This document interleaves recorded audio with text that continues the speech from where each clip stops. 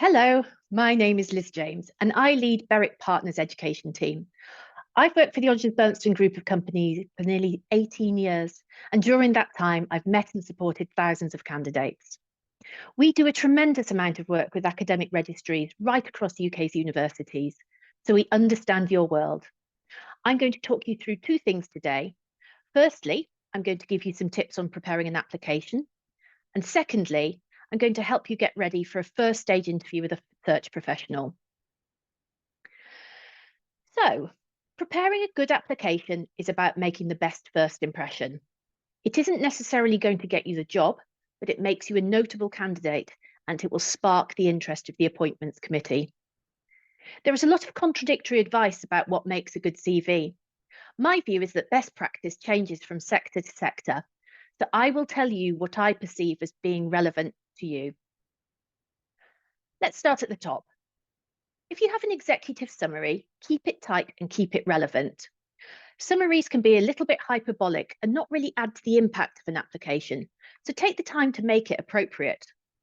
From a structural perspective, it's always a reverse chronology that we're looking for, so put your current role at the top and work backwards.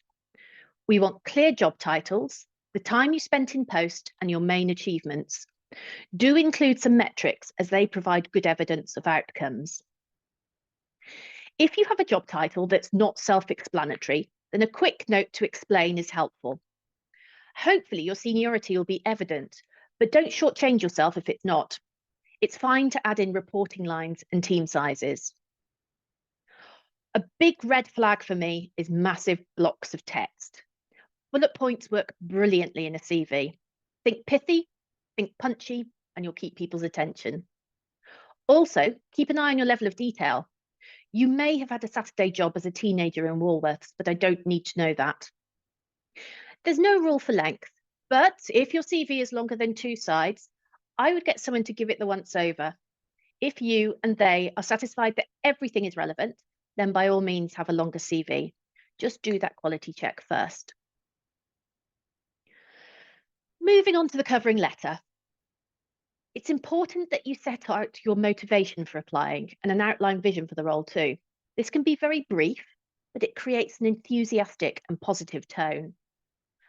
I would hope that you'd spoken to us in advance of making an application, and you can use the nuances that we have communicated to your advantage when crafting your letter. Your letter does need to address the person specification.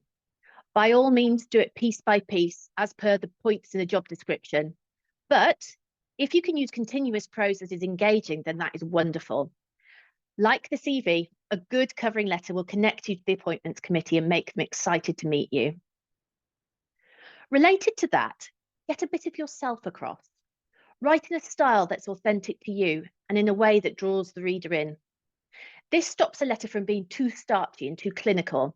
Again, this will win you positive attention. Covering letters do not need to be war and peace. A well-crafted document will leave the committee wanting to know more about you. Again, 2 sides is likely to be a happy medium, but this is not a hard and fast rule. Finally, proofread it again, and get someone else who's good at writing to have a look. This will pay dividends. An initial interview with a search consultant is an opportunity, it's not a barrier. We don't decide who goes through to the final panel and who doesn't, but we do make recommendations, so it's worth putting your best foot forward. It's lovely for me to be able to tell the committee how much I enjoyed meeting you, so make that happen.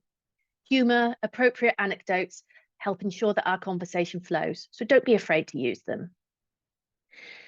Think of the interview as a chance to have a structured conversation about your skills vis-a-vis the role.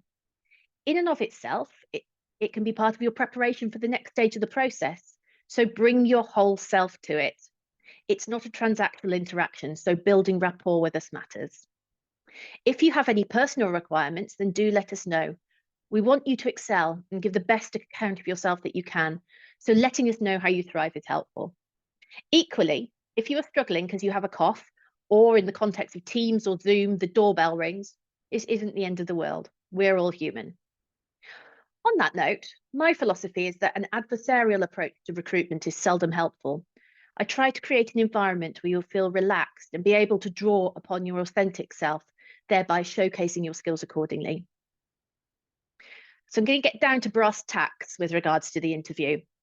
3 no-nos. First one, don't write down the question after your interviewer has asked it. It always makes for a stymied start to your answer as you've distracted yourself. Second one, if it is a Teams or Zoom call, make sure you have good Wi-Fi coverage and that your background is appropriate.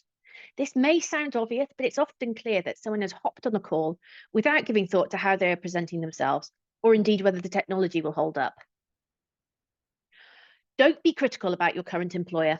It might be that part of your interest in the role is more about wanting to leave your current working place than having always wanted to work for my client, but I need you to communicate that politely and respectfully.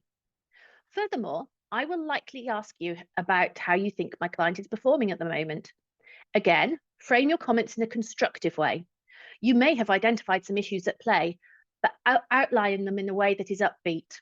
The language that you use matters, so try not to be negative.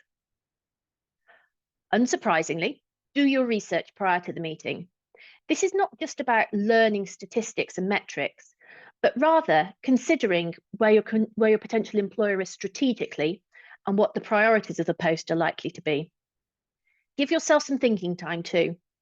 Some questions you might want to mull over include, what have I done that has been particularly effective? What have I done that wasn't going so well, but I helped turn around? It is okay to talk about the stuff that wasn't so successful.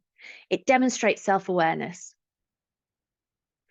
When setting out your experience, be careful that you are not simply explaining what happened in your institution. I need to understand your personal role. So have some case studies in your mind related to the person's specification and exacerbate what you as an individual did.